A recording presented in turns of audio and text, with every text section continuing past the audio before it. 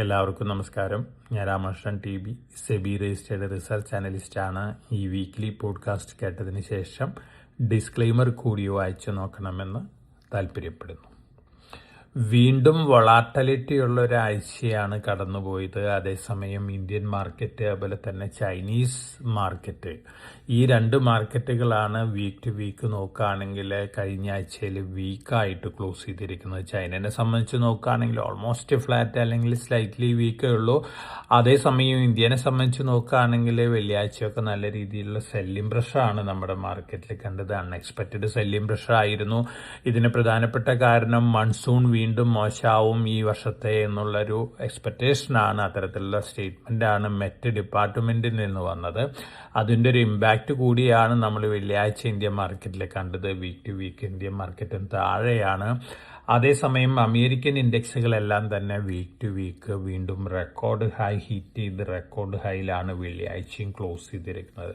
തീർച്ചയായിട്ടും വളരെ പോസിറ്റീവായിട്ടുള്ള റിപ്പോർട്ടുകളാണ് ടെക്നോളജി സ്റ്റോക്കുകളെ സംബന്ധിച്ച് അമേരിക്കയിൽ നിന്ന് വന്നുകൊണ്ടിരിക്കുന്നത്.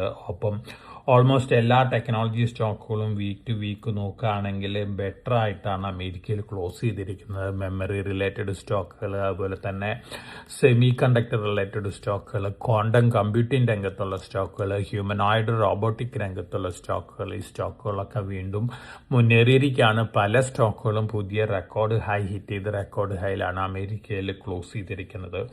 ഒപ്പം നമ്മൾ ഏഷ്യയിലത്തെ സിറ്റുവേഷൻ നോക്കുകയാണെങ്കിൽ ഏഷ്യയിലെ ജാപ്പനീസ് ഇൻഡെക്സും പുതിയ റെക്കോർഡ് ഹൈ ഹിറ്റ് ചെയ്ത് റെക്കോർഡ് ഹൈയിലാണ് ക്ലോസ് ചെയ്തിരിക്കുന്നത്. ജാപ്പനീസ് നിക്കായ് ഇൻഡെക്സ് 66,000 ക്രോസ് ചെയ്തിരിക്കുകയാണ്. 66,329.5 പോയിന്റിലാണ് വെള്ളിയാഴ്ച ക്ലോസ് ചെയ്തിരിക്കുന്നത്. ഒപ്പം സൗത്ത് കൊറിയൻ ഇൻഡെക്സ് പ്രോഫിറ്റ് ബുക്കിങ്ങിന് ശേഷം വീണ്ടും പുതിയ റെക്കോർഡ് ഹൈ ഹിറ്റ് ചെയ്ത് റെക്കോർഡ് ഹൈയിലാണ് ക്ലോസ് ചെയ്തിരിക്കുന്നത്.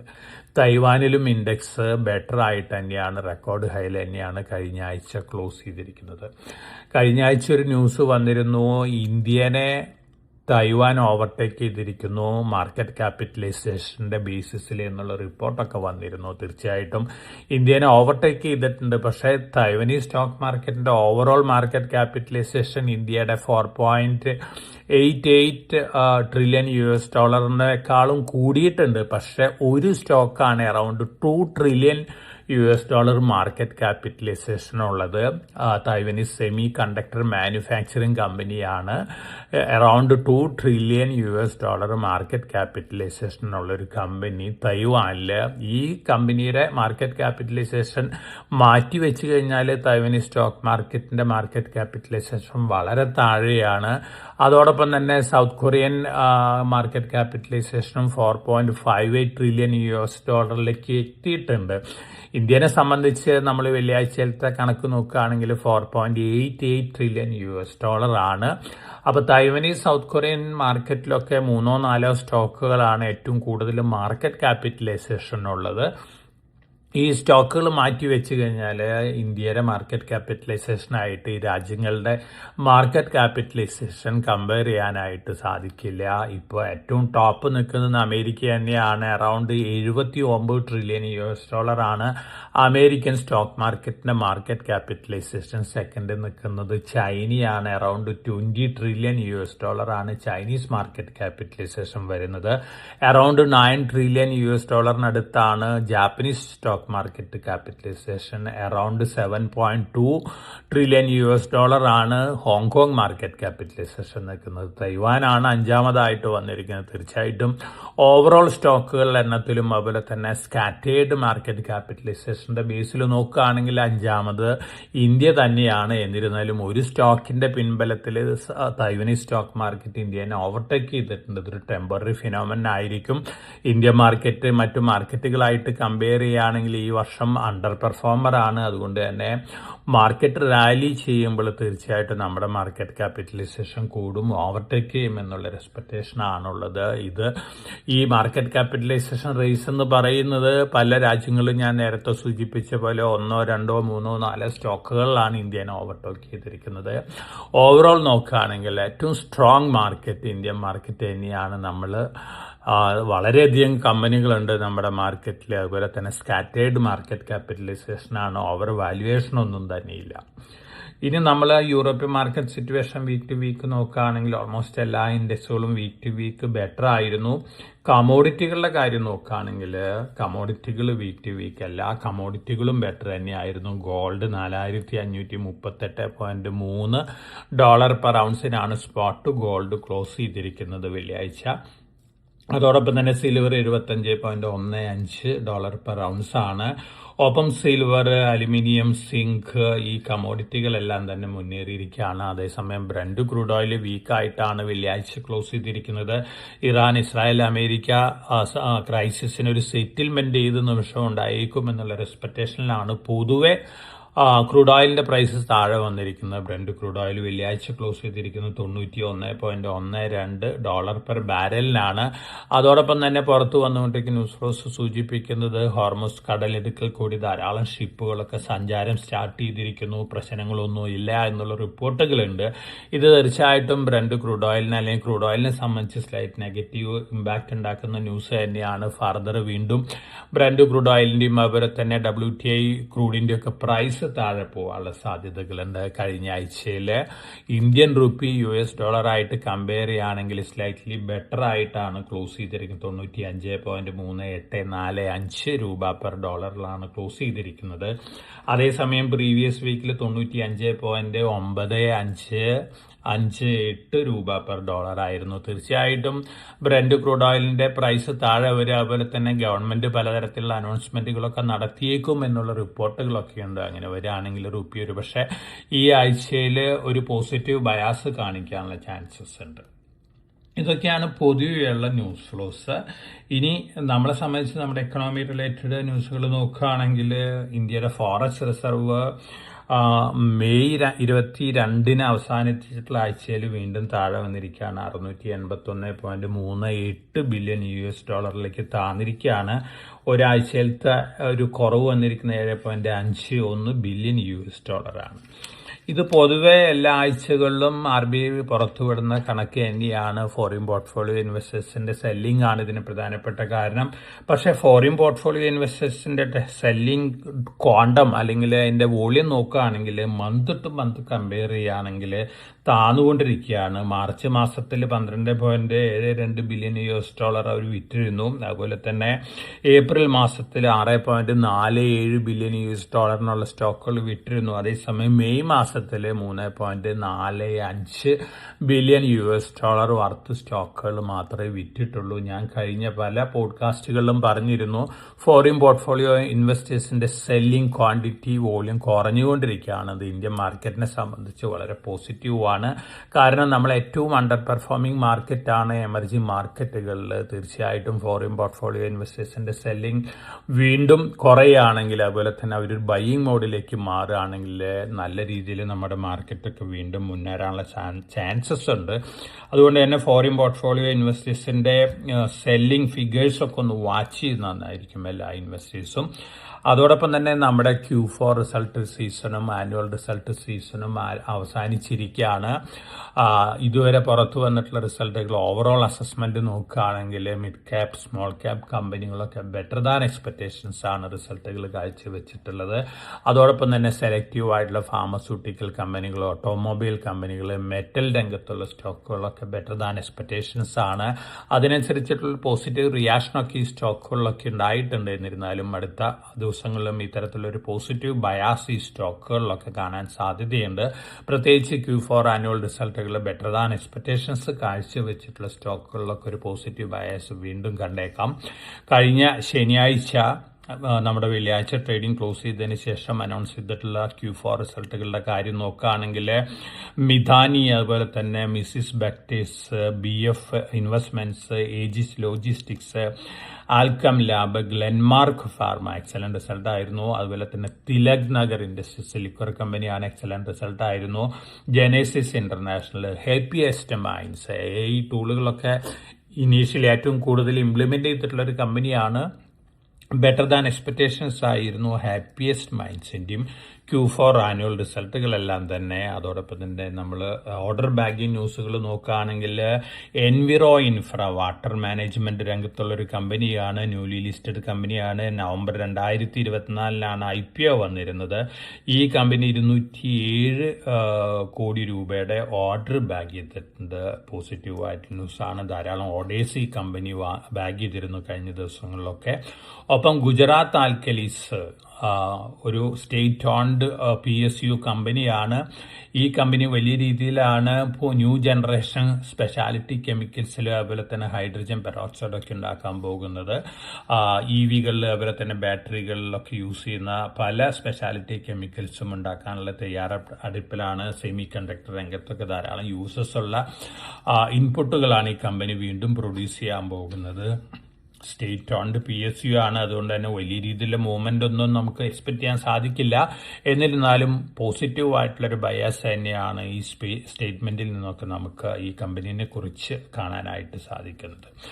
അഡാനി ഗ്രൂപ്പ് കഴിഞ്ഞ കുറേ ദിവസങ്ങളായിട്ട് ഫോറിൻ പോർട്ട്ഫോളിയോ ഇൻവെസ്റ്റേഴ്സൊക്കെ വലിയ രീതിയിലുള്ള റിപ്പോർട്ടുകളാണ് പുറത്തു വിട്ടുകൊണ്ടിരിക്കുന്നത്. തീർച്ചയായിട്ടും അഡാനി ഗ്രൂപ്പ്, ഈ ഗ്രൂപ്പിന്റെ വേഴ്സ്റ്റ്, അതായത് പല അലഗേഷൻസ് ഒക്കെ ഉണ്ടായിരുന്നു അമേരിക്കയിൽ നിന്ന്, അതുപോലെ തന്നെ മറ്റ് പല അലഗേഷൻസ് ഒക്കെ, ഇതെല്ലാം ഓവർകം ചെയ്തിരിക്കുകയാണ്. ഒപ്പം നല്ല രീതിയിലുള്ള പെർഫോമൻസ് ആണ്. പ്രത്യേകിച്ച് അഡാനി പോർട്സ്, അതുപോലെ തന്നെ Adani green, Adani enterprises, Adani power, ഈ സ്റ്റോക്കുകളൊക്കെ നല്ല രീതിയിലുള്ള പെർഫോമൻസ് ആണ്. അതോടൊപ്പം തന്നെ Adani take over Ambuja cement, ACC, PSP projects, Cemindia projects, ഈ സ്റ്റോക്കുകളൊക്കെ നല്ല രീതിയിലുള്ള പെർഫോമൻസ് ആണ് കാഴ്ചവെച്ചുകൊണ്ടിരിക്കുന്നത്. ഒപ്പം ധാരാളം ന്യൂസ് ഫ്ലോസ് ഉണ്ട് ഈ കമ്പനികളെ സംബന്ധിച്ചൊക്കെ. അതിൻ്റെയൊക്കെ ഒരു പോസിറ്റീവ് ഇമ്പാക്റ്റ് അടുത്ത ദിവസങ്ങളിലും അഡാനി ഗ്രൂപ്പ് ഓഫ് കമ്പനികളും ഉണ്ടാവും എന്നുള്ളൊരു എക്സ്പെക്ടേഷനാണുള്ളത്. ഒപ്പം പല രാജ്യങ്ങളിലും ഡിഫൻസ് റിലേറ്റഡ് എക്സിബിഷൻസ് ഒക്കെ നടന്നിരുന്നു. സിംഗപ്പൂർ നടന്നിരുന്നു. നമ്മുടെ പല കമ്പനികളും ഇന്നോവേറ്റീവ് ആയിട്ടുള്ള പ്രൊഡക്റ്റുകളൊക്കെ ഡിസ്പ്ലേ ചെയ്തിട്ടുണ്ട്. സെൻ ടെക്നോളജീസ് ഇന്നോവേറ്റീവ് ആയിട്ടുള്ളൊരു പ്രൊഡക്റ്റ് ഡിസ്പ്ലേ ചെയ്തിരുന്നു. അതുപോലെ തന്നെ മറ്റ് പല കമ്പനികൾ, ഡാറ്റ പാറ്റേൺസ്, ഇത്തരത്തിലുള്ള കമ്പനികളൊക്കെ ധാരാളം പ്രോഡക്റ്റുകളൊക്കെ ഡിസ്പ്ലേ ചെയ്തിരുന്നു. അതിൻ്റെയൊക്കെ ഒരു പോസിറ്റീവ് ഇമ്പാക്റ്റ് ഈ സ്റ്റോക്കുകളിലൊക്കെ അടുത്ത മാസങ്ങളിലൊക്കെ കാണാനുള്ള ചാൻസസ് ഉണ്ട്.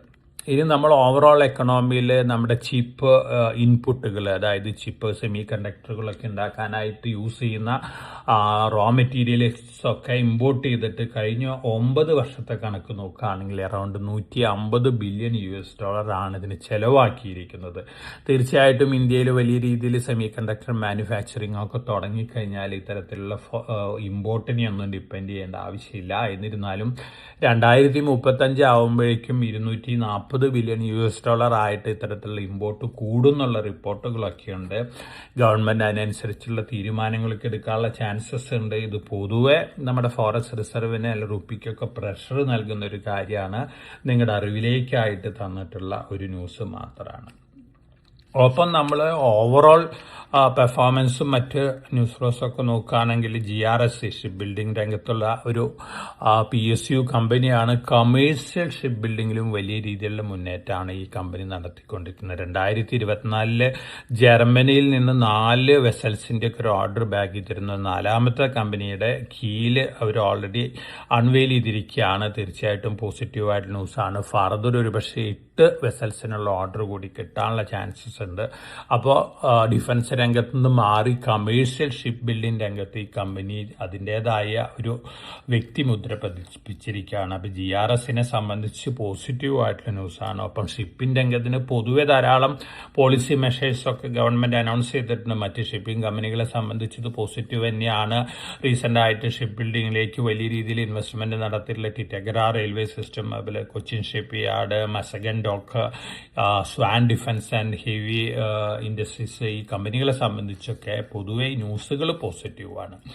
NSEയുടെ ഫ്യൂച്ചേഴ്സ് ആൻഡ് ഓപ്ഷൻ സെഗ്മെന്റിലെ ടൈം, അതായത് ക്ലോസിംഗ് ടൈം 3:40 നീട്ടിയിട്ടുണ്ട്. ഓപ്ഷൻ റിലേറ്റഡ് ഇഷ്യൂസ് ഒക്കെ സെറ്റിൽ ചെയ്യാനായിട്ട് വളരെ സ്മൂത്തായിട്ട് സെറ്റിൽമെന്റ് പ്രോസസ്സ് കൊണ്ടുപോകാൻ വേണ്ടിയാണ്. ഇത് പൊതുവെ ഉള്ളൊരു ന്യൂസാണ്, നിങ്ങളുടെ അറിവിലേക്കായിട്ട് തന്നിട്ടുള്ള ന്യൂസാണ്. ഇനി ഈ ആഴ്ചയിൽ ഗ്ലോബലി നോക്കുകയാണെങ്കിൽ 2 മേജർ ഇവന്റുകളാണ് ഈ ആഴ്ചയിൽ അമേരിക്കൻ സ്റ്റോക്ക് മാർക്കറ്റിൽ വരുന്നത്. ഒന്ന്, ക്വാണ്ടം കമ്പ്യൂട്ടിംഗ് രംഗത്ത് ഏറ്റവും പ്രമുഖ കമ്പനിയായിട്ടുള്ള ഹണിവെല്ലിന്റെ ക്വാണ്ടിനോം എന്ന് പറയുന്ന കമ്പനിയുടെ IPO ആണ്. $45-50 പെർ ഷെയറിനാണ് ഇതിന്റെ IPO വരുന്നത്. ജൂൺ 4 ലിസ്റ്റ് ചെയ്യുന്നത്, നാസ്ഡാക്കിലാണ് ലിസ്റ്റ് ചെയ്യുന്നത്. ക്വാണ്ടം കമ്പ്യൂട്ടിംഗ് രംഗത്ത് ഏറ്റവും സ്ട്രോങ് ആയിട്ടുള്ള ക്വാണ്ടം കമ്പ്യൂട്ടർ ഇൻട്രൊഡ്യൂസ് ചെയ്തിട്ടുള്ള ഒരു കമ്പനിയാണ് ക്വാണ്ടിനോം എന്ന് പറയുന്ന ഹണിവെല്ലിന്റെ കമ്പനി. ലിസ്റ്റ് ചെയ്തതിന് ശേഷം അതിന്റെ പെർഫോമൻസ്, അതുപോലെ തന്നെ ബൈയിങ് ആണോ അല്ലെങ്കിൽ നമ്മളെ സംബന്ധിച്ച് വെയിറ്റ് ചെയ്യണോ എന്നുള്ള കാര്യമൊക്കെ ഇൻവെസ്റ്റേഴ്സിന് നമുക്ക് സജസ്റ്റ് ചെയ്യാനായിട്ട് സാധിക്കുള്ളൂ. $45-50 പെർ ഷെയറിനാണ് ആദ്യമായിട്ട് ലിസ്റ്റ് ചെയ്യുന്ന ഏറ്റവും ഇമ്പോർട്ടൻ്റ് ആയിട്ടുള്ള ഒരു ക്വാണ്ടം കമ്പ്യൂട്ടിംഗ് സ്റ്റോക്കാണ് ക്വാണ്ടിനോം. അപ്പോൾ തീർച്ചയായിട്ടും അടുത്ത ദിവസങ്ങളിൽ ലിസ്റ്റിങ്ങിന് ശേഷം ഇതിൻ്റെ പോസിറ്റീവ് ആയിട്ടുള്ള ഡാറ്റാസും ഡീറ്റെയിൽസും ഒക്കെ നമ്മൾ ഇൻവെസ്റ്റേഴ്സിന് നൽകുന്നതായിരിക്കും. അതോടൊപ്പം തന്നെ സ്പേസ് എക്സിൻ്റെ റോഡ് ഷോ ആരംഭിക്കുകയാണ്. സ്പേസ് എക്സ് ആണ് ലോകത്തിലെ ഏറ്റവും വലിയ IPO ആയിട്ട് മാറാൻ പോകുന്നത്. $75 ബില്യൺ ആണ് ഇവർ IPOയിൽ കൂടെ സമാഹരിക്കാൻ പോകുന്നത്. ഇതിനു മുമ്പുണ്ടായിരുന്ന ഏറ്റവും വലിയ IPO സൗദി ആരാംകോയുടെ IPO ആയിരുന്നു. $29.8 ബില്യൺ ആയിരുന്നു അതിന് ടോട്ടൽ കളക്ഷൻ വന്നിരുന്നത്, സൈസ് വന്നിരുന്നത്. സ്പേസ് എക്സ് $75 ബില്യൺ ആണ്. അതുപോലെ തന്നെ വാല്യുവേഷൻ അവർ ഫിക്സ് ചെയ്തിരിക്കുന്നത് $1.8 ട്രില്യൺ ആണ്. അപ്പോൾ ഈ IPO കഴിയുമ്പോൾ എലോൺ മസ്ക് ലോകത്തിലെ ആദ്യത്തെ ട്രില്യണയർ ആയിട്ട് മാറുകയാണ്. അതായത് നെറ്റ് വർത്ത് $1 ട്രില്യൺ ഉള്ള ഒരു വ്യക്തിയായിട്ട് മാറുകയാണ്. പോസിറ്റീവ് ന്യൂസാണ്. അതോടൊപ്പം തന്നെ ഭാവിയിൽ ഒരു പക്ഷേ ടെസ്ല കൂടി ഈ കമ്പനിയിൽ സ്പേസ് എക്സിൽ മെർജ് ചെയ്തേക്കും എന്നുള്ള റിപ്പോർട്ടുകളൊക്കെ വരുന്നുണ്ട്. അതിൻ്റെ ഒരു ഇമ്പാക്റ്റിലാണ് കഴിഞ്ഞ ദിവസങ്ങളിൽ ടെസ്ലയും മുന്നേറിക്കൊണ്ടിരിക്കുകയാണ്. അതോടൊപ്പം തന്നെ സ്പേസ് എക്സിൽ ഇൻവെസ്റ്റ് ചെയ്തിട്ടുള്ള ഗൂഗിള് വളരെ സ്മോൾ എമൗണ്ടിലാണ് അവർ ഇനീഷ്യൽ ഇൻവെസ്റ്റ്മെന്റ് ഒക്കെ നടത്തിയിട്ടുള്ളത്. $100 ബില്യൺ ആണ് ആ ഇൻവെസ്റ്റ്മെന്റിൽ നിന്ന് മാത്രം പ്രോഫിറ്റ് ലഭിക്കാൻ പോകുന്ന ആൽഫബറ്റിന്. തീർച്ചയായിട്ടും ആൽഫബറ്റിനെ സംബന്ധിച്ചും പോസിറ്റീവാണ്. അതോടൊപ്പം തന്നെ സ്പേസസ് പ്രൊജക്റ്റിൽ ഉൾപ്പെട്ടിട്ടുള്ള ധാരാളം ഏഷ്യയിൽ നിന്നുള്ള കമ്പനികളൊക്കെയുണ്ട്. ഈ കമ്പനികളുടെ സ്റ്റോക്കുകളിലൊക്കെ ഒരു മൂവ്മെന്റ് കണ്ടേക്കാം. പക്ഷേ ഇമ്മീഡിയറ്റ് ആയിട്ടുള്ളൊരു നീജർക്ക് റിയാക്ഷന് ശേഷം റിയാലിറ്റിക്ക് വേണ്ടിയൊക്കെ കാത്തു നിന്നേക്കും. കാരണം എത്രത്തോളം ഈ പ്രൊജക്റ്റുകളൊക്കെ സക്സസ്ഫുൾ ആയിട്ട് മുന്നോട്ട് പോകുന്നുള്ള കാര്യമൊക്കെ നമുക്ക് കാത്തിരുന്ന് കാണണം. എന്നിരുന്നാലും ഓവറോൾ സ്പേസസിനെ സംബന്ധിച്ച് പോസിറ്റീവ് ന്യൂസുകളാണ്. ഇത് തീർച്ചയായിട്ടും AI റിലേറ്റഡ് സ്റ്റോക്കുകളെ സംബന്ധിച്ച്, അതുപോലെ തന്നെ പവർ സെക്ടർ സ്റ്റോക്കുകളെ സംബന്ധിച്ച്, സെമി കണ്ടക്ടർ സ്റ്റോക്കുകളെ സംബന്ധിച്ചൊക്കെ വളരെ പോസിറ്റീവ് ഇമ്പാക്റ്റ് ഉണ്ടാക്കുന്ന ഒരു ഔട്ട്കം തന്നെയാണ് സ്പേസ് എക്സിന്റെ സക്സസ്ഫുൾ ആയിട്ടുള്ള IPO പ്രോസസ്സ്. ജൂൺ 11-12 തീയതികളിലായിരിക്കാം സ്പേസ് എക്സിന്റെ IPOക്ക് ശേഷം ഈ സ്റ്റോക്ക് അമേരിക്കയിൽ ലിസ്റ്റ് ചെയ്യാൻ പോകുന്നത്. ലിസ്റ്റിങ്ങിന് ശേഷം അതിൻ്റെതായ ഡീറ്റെയിൽസൊക്കെ നമ്മൾ ഇൻവെസ്റ്റേഴ്സിന് നൽകുന്നതായിരിക്കും. ഞാൻ കഴിഞ്ഞ ദിവസങ്ങളിലൊക്കെ സൂചിപ്പിച്ചിരുന്നു, ധാരാളം പോസിറ്റീവായിട്ടുള്ള റിപ്പോർട്ടുകൾ പല രാജ്യങ്ങളിലൊക്കെ വന്നുകൊണ്ടിരിക്കുന്നുണ്ട്. അതോടൊപ്പം തന്നെ പല എക്കണോമിക് ഡാറ്റകളും വന്നുകൊണ്ടിരിക്കുന്നുണ്ട്. മെയ് മാസത്തെ ചൈനീസ് മാനുഫാക്ചറിങ് PMI നോക്കുകയാണെങ്കിൽ ബിലോ എക്സ്പെക്ടേഷൻസ് ആണ്. അതേസമയം non manufacturing PMI, services PMI slightly better than expectations ആണ്. അപ്പോൾ മാനുഫാക്ചറിങ് PMIയിൽ വന്നിട്ടുള്ള കുറവ് സൂചിപ്പിക്കുന്നത് ഇറാൻ, ഇസ്രായേൽ, അമേരിക്കൻ സംഘർഷത്തിന്റെ ഇമ്പാക്റ്റ് ചൈനയിലും ചെറുതായിട്ടൊക്കെ ഫീൽ ചെയ്തു തുടങ്ങിയിരിക്കുന്നു എന്നുള്ള റിപ്പോർട്ടാണ്. ഇത് പൊതുവെ മാർക്കറ്റിലേക്കുള്ള ഒരു ഇൻഡിക്കേഷനാണ്. എന്നിരുന്നാലും ഇത്തരത്തിലുള്ള എക്സ്പെക്ടേഷനൊക്കെ തന്നെയാണ് മാർക്കറ്റിലുണ്ടായിട്ടുള്ളത്. ഇനി നമ്മൾ ഓവറോൾ ഗ്ലോബലി നോക്കുകയാണെങ്കിൽ ഏറ്റവും കൂടുതൽ ആക്ടിവിറ്റീസ് നടന്നുകൊണ്ടിരിക്കുന്ന സെഗ്മെന്റ് എന്ന് പറയുന്നത് ഇപ്പോൾ ഹ്യൂമനോയിഡ് റോബോട്ടുകൾ ഉണ്ടാക്കുന്ന സെഗ്മെന്റ് തന്നെയാണ്. ഇപ്പോൾ ഈ സെഗ്മെന്റ് സൈസ് വരുന്നത് $2 ബില്യൺ മുതൽ $3 ബില്യൺ വരെയാണ്. 2035 ആവുമ്പോഴേക്കും ഇത് $40 ബില്യൺ മുതൽ $200 ബില്യൺ വരെയുള്ള സൈസായി മാറുന്നതാണ് പറയുന്നത്. 2050 ആവുമ്പോഴേക്കും $5 ട്രില്യൺ സൈസുള്ള ഒരു ഇൻഡസ്ട്രി ആയിട്ട് മാറുകയാണ്, സെഗ്മെന്റ് ആയിട്ട് മാറുകയാണ്. തീർച്ചയായിട്ടും ഹ്യൂമനോയിഡ് റോബോട്ടുകൾ ഉണ്ടാക്കുന്ന കമ്പനികളെ സംബന്ധിച്ച് വളരെ പോസിറ്റീവാണ്. അതുപോലെ തന്നെ ആ രംഗത്തുള്ള എക്സ്ചേഞ്ച് ട്രേഡഡ് ഫണ്ടുകളുണ്ട്, ETF-കൾ. അൺഫോർച്ചുനേറ്റ്ലി ഇത്തരത്തിലുള്ള നീഷ് സ്റ്റോക്കുകളും ETF-കളൊക്കെ അമേരിക്കയിലാണ് അവൈലബിൾ. അതുകൊണ്ട് തന്നെ അമേരിക്കയിൽ ഇൻവെസ്റ്റ് ചെയ്യുന്ന, അതായത് ഓവർസീസ് സ്റ്റോക്കുകളിൽ ഇൻവെസ്റ്റ് ചെയ്യുന്ന ഇൻവെസ്റ്റേഴ്സിന് കൺസിഡർ ചെയ്യാവുന്ന സ്റ്റോക്കുകളാണ്. ഭാവിയിലേക്ക് നല്ല രീതിയിൽ മുന്നേറാൻ ചാൻസസ് ഉള്ള ഒരു സെക്ടർ സ്റ്റോക്കുകളാണ്. ഹ്യൂമനോയിഡ് റോബോട്ട് രംഗത്തുള്ള സ്റ്റോക്കുകൾ. തീർച്ചയായിട്ടും ഇത്തരത്തിലുള്ള റെക്കമെൻഡേഷൻസൊക്കെ നമ്മൾ നമ്മുടെ ഇൻവെസ്റ്റേഴ്സിന് കഴിഞ്ഞ ദിവസങ്ങളിലൊക്കെ നൽകിയിട്ടുണ്ട്. വീണ്ടും അത്തരത്തിലുള്ള റെക്കമെൻഡേഷൻസൊക്കെ വീണ്ടും നൽകുന്നതായിരിക്കും. ഈ രംഗത്ത് ഇപ്പം മുന്നിട്ട് നിൽക്കുന്നത് ചൈനീസ് കമ്പനികളാണ്. നമ്മളെ സംബന്ധിച്ച് നോക്കുകയാണെങ്കിൽ വളരെ ബുദ്ധിമുട്ടാണ് ചൈനീസ് കമ്പനികളെ ബൈ ചെയ്യുക എന്നുള്ള കാര്യം. അതേസമയം ചൈനീസ് കമ്പനികൾ ഉൾപ്പെടുത്തിയിട്ടുള്ള ഗ്ലോബൽ ETF-കൾ അമേരിക്കയിൽ അവൈലബിൾ ആണ്. അത്തരത്തിലുള്ള സ്റ്റോക്കുകളൊക്കെ നമ്മൾ ഇൻവെസ്റ്റേഴ്സിന് സജസ്റ്റ് ചെയ്യുന്നതായിരിക്കും. ഇനി നമ്മുടെ IPO സെഗ്മെന്റ് നോക്കുകയാണെങ്കിൽ നമ്മുടെ IPO സെഗ്മെന്റും ചൂട് പിടിക്കുകയാണ്. മെരിട്രോണിക്സ് ലിമിറ്റഡ് എന്ന് പറയുന്ന ഒരു SME IPO നാളെ മുതൽ 1-ാം തീയതി ഓപ്പൺ ആവുന്നുണ്ട്. എക്സലന്റ് IPO ആണ്. 1000 മാർക്കറ്റിലോട്ട് വരുന്നത്. 2 ലോട്ട് അപ്ലൈ ചെയ്യണം. 149 രൂപയാണ് അപ്പർ പ്രൈസ് ബാൻഡ് വരുന്നത്. B2B രംഗത്തുള്ള ഒരു കമ്പനിയാണ്. ഡിഫൻസ് എയറോസ്പേസ് റിലേറ്റഡ് രംഗത്തുള്ള ഹെവി ഇലക്ട്രിക്കൽ എക്യുപ്മെന്റുകൾ ഉണ്ടാക്കുന്ന ഒരു കമ്പനിയാണ്. വളരെ പോസിറ്റീവായിട്ടുള്ള പെർഫോമൻസ് ഫിഗേഴ്സ് ആണ് ഈ കമ്പനിയെ സംബന്ധിച്ച് നോക്കുകയാണെങ്കിൽ. അപ്പോൾ SME IPOയിൽ അപ്ലൈ ചെയ്യുന്ന ഇൻവെസ്റ്റേഴ്സിനെ സംബന്ധിച്ച് കൺസിഡർ ചെയ്യാവുന്ന നല്ലൊരു IPO നാളെ ഓപ്പൺ ആവാണ്. മെരിട്രോണിക്സ് ലിമിറ്റഡ് ആണ്. അപ്പോൾ SME IPOയിൽ അപ്ലൈ ചെയ്യുന്ന ഇൻവെസ്റ്റേഴ്സിന് കൺസിഡർ ചെയ്യാവുന്ന ഒരു IPO ആണ് മെരിട്രോണിക്സ് ലിമിറ്റഡ്.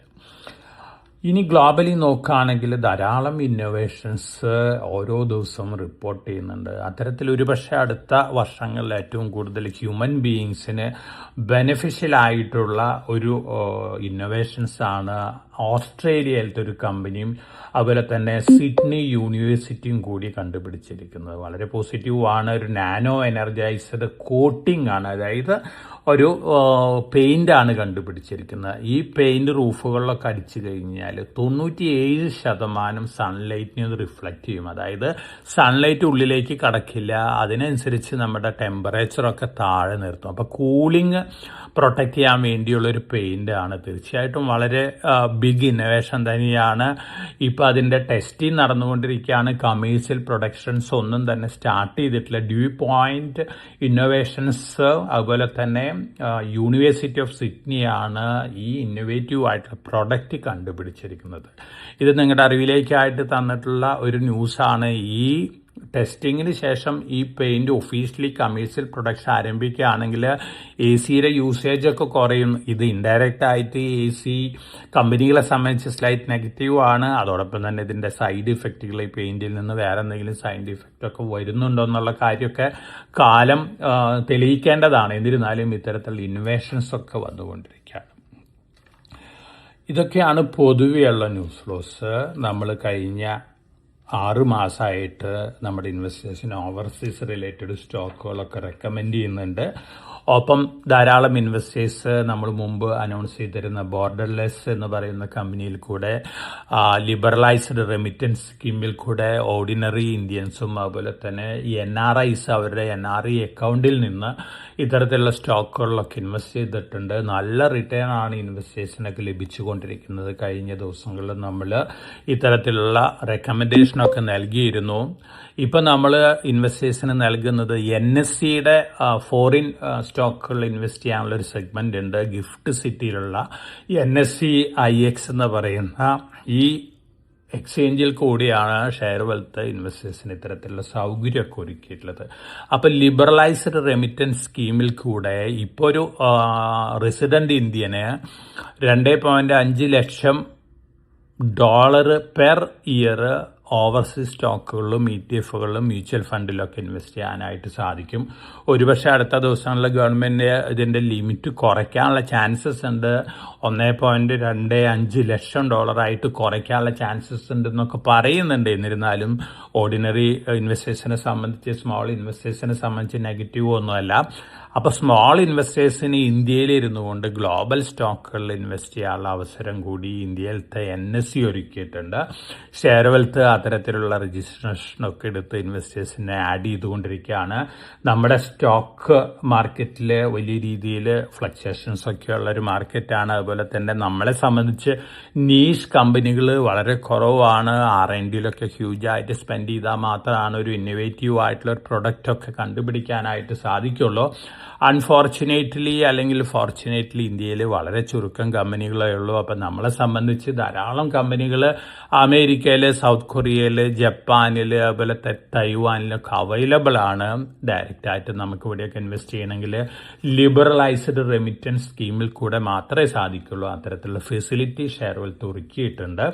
അപ്പോൾ ഇത്തരത്തിൽ അക്കൗണ്ട് ഓപ്പൺ ചെയ്ത് ഇൻവെസ്റ്റ് ചെയ്യുന്ന ഇൻവെസ്റ്റേഴ്സിന് നമ്മൾ ധാരാളം ETF-കളും സ്റ്റോക്കുകളൊക്കെ സജസ്റ്റ് ചെയ്തിരുന്നു. 6 മാസം മുമ്പ് നമ്മൾ സജസ്റ്റ് ചെയ്തിരുന്ന ഷെയറുകളുടെയൊക്കെ പെർഫോമൻസ് നമ്മൾ സജസ്റ്റ് ചെയ്തിരുന്നത് ക്വാണ്ടം കമ്പ്യൂട്ടിംഗ് രംഗത്തുള്ള സ്റ്റോക്കുകളായിരുന്നു.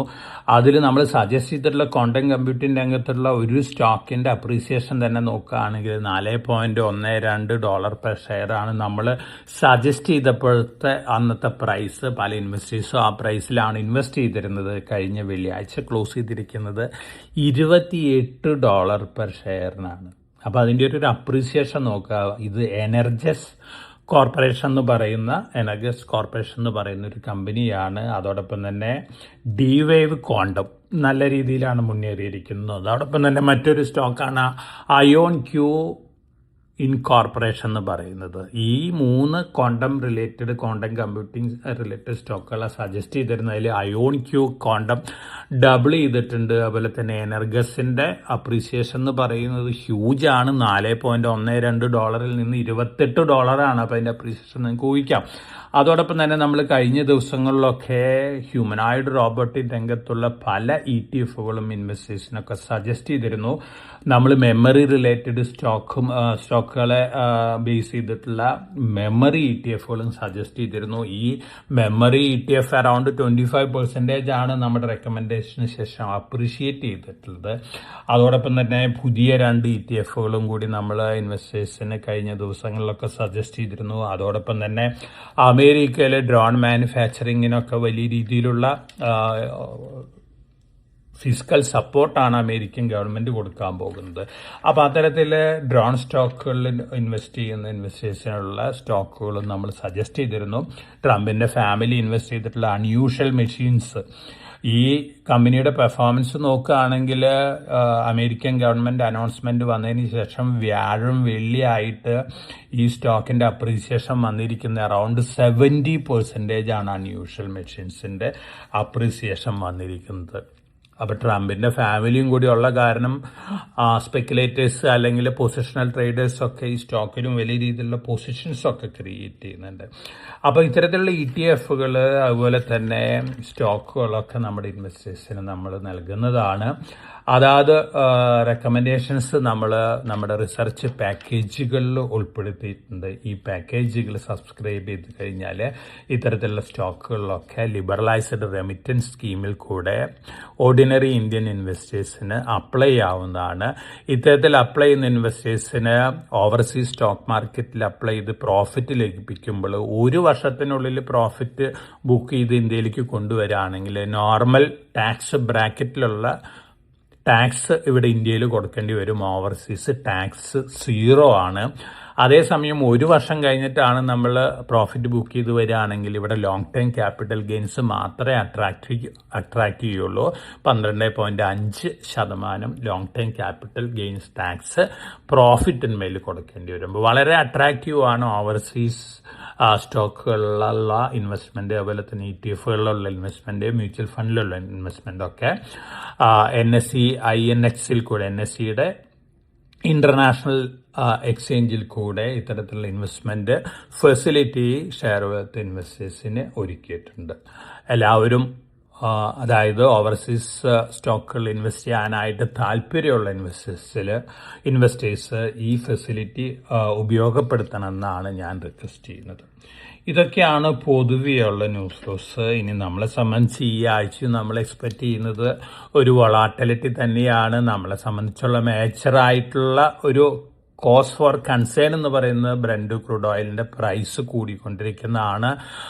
Israel, Iran, America crisis settle ആവുകയാണെങ്കിൽ തീർച്ചയായിട്ടും ഞാൻ നേരത്തെ സൂചിപ്പിച്ചിട്ടുള്ള പോലെ പല പോഡ്കാസ്റ്റുകളിലും സൂചിപ്പിച്ച പോലെ ഇറാനെ സംബന്ധിച്ച് ഈ രീതിയിൽ മുന്നോട്ട് പോകുക എന്ന് പറയുന്നത് വളരെ ബുദ്ധിമുട്ടുള്ള കാര്യമാണ്. അതോടൊപ്പം തന്നെ അമേരിക്കനെ സംബന്ധിച്ചും അതുകൊണ്ട് തന്നെ എല്ലാവർക്കും ഒരു സെറ്റിൽമെന്റ് ആവശ്യമാണ്. ഗ്ലോബലി എല്ലാ രാജ്യങ്ങളും ഉറ്റുനോക്കുന്ന ഒരു സെറ്റിൽമെന്റിൽ തന്നെയാണ്.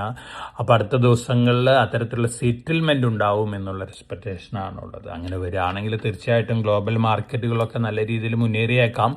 അതിൻ്റെതായ ഒരു പോസിറ്റീവ് ഇമ്പാക്റ്റ് ഒക്കെ ഇന്ത്യൻ മാർക്കറ്റിലൊക്കെ കാണാനുള്ള സാധ്യതകളുണ്ട്. അതേസമയം ഗവൺമെന്റിന്റെ ഭാഗത്ത് നിന്ന് ധാരാളം അനൗൺസ്മെന്റുകൾ വന്നേക്കാം. ഫോറിൻ പോർട്ട്ഫോളിയോ ഇൻവെസ്റ്റേഴ്സിനെ വീണ്ടും ഇന്ത്യയിലേക്ക് അട്രാക്ട് ചെയ്യാൻ ഒരു പക്ഷേ long time capital gain tax ഒക്കെ കുറയ്ക്കാനുള്ള സാധ്യതകളുണ്ടെന്ന് പറയുന്നുണ്ട്. അത്തരത്തിലുള്ള അനൗൺസ്മെന്റുകളൊക്കെ വരികയാണെങ്കിൽ തീർച്ചയായിട്ടും അതിൻ്റെതായ ഇമ്പാക്റ്റ് ഒക്കെ നമുക്ക് ഇന്ത്യൻ മാർക്കറ്റിലും എക്സ്പെക്ട് ചെയ്യാം. ഇതൊക്കെയാണ് പൊതുവെയുള്ള ന്യൂസ് ഫ്ലോസ് ഈ വീക്കിലി പോഡ്കാസ്റ്റിലുള്ളത്. അപ്പോൾ എല്ലാവർക്കും നല്ലൊരു ഇൻവെസ്റ്റിംഗ് വീക്ക് ആശംസിച്ചുകൊണ്ട് ഞാൻ എൻ്റെ വീക്കിലി പോഡ്കാസ്റ്റോട് അവസാനിപ്പിക്കുകയാണ്. Thank you.